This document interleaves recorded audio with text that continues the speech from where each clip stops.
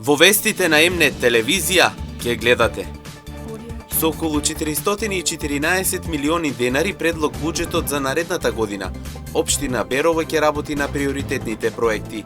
Предлог буџетот треба да биде усвоен на наредната седница на Советот на општината Берово. Почеток на месецот со мала пензија, тешко до крајот да останат пари. Пензионерите од Свети Николе со пензиите не можат да купат само лекови, а дополнителен товар е што цените на производите во маркетите постојано растат.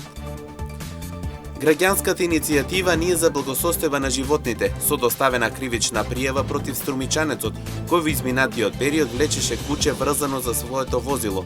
Истото е мртво. И денес традиционалниот качамак опција за многу ручици кај Штипјани. Вела дека стариот рецепт е повкусен, но денешницата ги предизвикало да го подготвуваат побрагу со палента.